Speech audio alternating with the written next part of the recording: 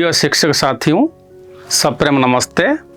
आज आपके सामने हिंदी भाषा शिक्षण से संबंधित कुछ महत्वपूर्ण तथ्यों पर चर्चा करूंगा जो हम सब के लिए एक गुरुत्वपूर्ण विषय है। राष्ट्रीय शिक्षा नीति 2020 के अनुरूप उड़ीसा पाठ्यक्रम रूपरेखा के आधार पर 6ठी, 7वीं, 8वीं कक्षा के लिए यानी मध्य स्तर के लिए उड़ीसा सरकार की ओर से हिंदी की पाठ्यपुस्तकें तैयार हैं।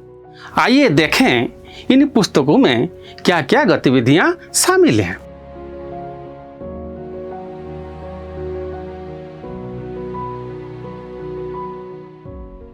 पाठ्यपुस्तक के संबंध में जो जानकारी आपको प्राप्त होनी चाहिए, ये राष्ट्रीय शिक्षा नीति 2020 में 5+3+3+4 पाठ्यचर्या एवं शिक्षा शास्त्रीय संरचना की परिकल्पना के आधार पर ही दी जा रही है। आधारभूत स्तर में राष्ट्रीय पाठ्यचर्या की रूपरेखा पंचकोशीय विकास, जिनमें अन्नमय कोश, प्राणमय कोश, मनोमय कोश, विज्ञानमय कोश और आनंदमय कोश आते हैं। इनके विकास की अवधारणा स्पष्ट है। इन्हें विकसित करने के लिए 5 पद्धतियां हैं और 5 आयाम जुड़े हैं, जैसे शारीरिक और गत्यात्मक, समाज और संवेगात्मक, भाषा और साक्षरता, संस्कृति तथा सौंदर्यबोध। ये भारतीय परंपरा के साथ हमें जोड़ती हैं। उड़ीसा जैसे हिंदी प्रदेश में 6ठी कक्षा से हिंदी भाषा शिक्षण की व्यवस्था है। 6ठी, 7वीं, 8वीं कक्षाएं मध्य स्तर पर हैं। पढ़ने लिखने की शुरुआत के लिए विद्यार्थी जीवन से संबंधित बातों को आधार बनाया गया है। इन पुस्तकों में बातचीत करने, सुनकर कुछ करने, कहानी और कविता का आनंद प्राप्त करने, खेलने, नए शब्दों की पहचान करने, चिंतन करने, लिखने, अनुमान कल्पना करने, देखने, पहचानने, देखें, समझें और बोलें, पाठ से आगे भी सोचें, ऐसी कई सुंदर सुंदर गतिविधियां शामिल की गई हैं। इन पुस्तकों में कविता, कहानी, निबंध, संवाद, पहेली आदि रोचक विषय वस्तुएं शामिल है, जिससे विद्यार्थियों में भाषा के संप्रेषण के साथ साथ सोचने, समझने और जिज्ञासा की प्रवृत्ति का विकास होगा।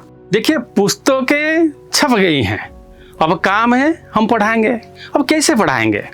पुस्तकों की विषय वस्तु को पढ़ाने के लिए पंचपदी शिक्षण प्रक्रिया को हमें अपनाना है।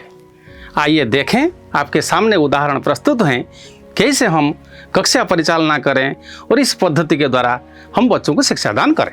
अब आइए पंचपदी शिक्षण प्रक्रिया के संबंध में कुछ जानते हैं। जो उदाहरण आपके सामने प्रस्तुत है, 6ठी कक्षा में प्रकृति से सीखो एक पाठ कविता है, जिसे उदाहरण के तौर पर आपके सामने प्रस्तुत किया जा रहा है। पंचपदी शिक्षण प्रक्रिया के अंतर्गत 5 सोपान होते हैं। पहला सोपान होता है परिचय, यानी यहीं पर प्रस्तावना की जाती है। पूर्व ज्ञान से जुड़ते हुए विद्यार्थी को प्रश्न सवाल पूछकर या चित्रों के माध्यम से हम विषय तक पहुंचते हैं। बोध का अर्थ होता है विषय ज्ञान, यानी जो पाठ्य वस्तु हम उपस्थापन करते हैं उनमें शामिल अंतर्निहित सारे विषयों को हम ज्ञान के रूप में विद्यार्थियों को दे रहे हैं। तृतीय सोपान है अभ्यास। विविध कौशलों के दौरान, गतिविधियों के दौरान हम अभ्यास के आधार पर ही विद्यार्थियों को इन विषय वस्तुओं को हृदयंगम कराने में मदद करते हैं। फिर आता है प्रयोग, जो चौथा सोपान है। इसमें प्रयोग के आधार पर, कार्यकलापों के आधार पर, गतिविधियों के आधार पर अपने दैनंदिन जीवन में बच्चा कैसे उसका प्रयोग करेगा, इससे संबंधित गतिविधियों को शामिल करके शिक्षादान करना चाहिए। अंतिम सोपान होता है प्रसार, यानी जो गतिविधियों से बच्चों ने जो कुछ सीखा उसका प्रचार और प्रसार होना चाहिए। अधिक जानकारी पाने के लिए उनमें जिज्ञासा बढ़नी चाहिए और विभिन्न प्रकार संभावित गतिविधियों के द्वारा ही प्रचार प्रसार का कार्य त्वरान्वित किया जाना चाहिए। हमने कम समय में कम ही बताया है, लेकिन आप जब नई पुस्तकें आपके सामने आएंगी, आप बहुत कुछ विद्यार्थियों को बता सकते हैं। आइए हम सब मिलकर अपने विद्यार्थियों को दक्ष बनाएं और अपना लक्ष्य सफल बनाएं। धन्यवाद।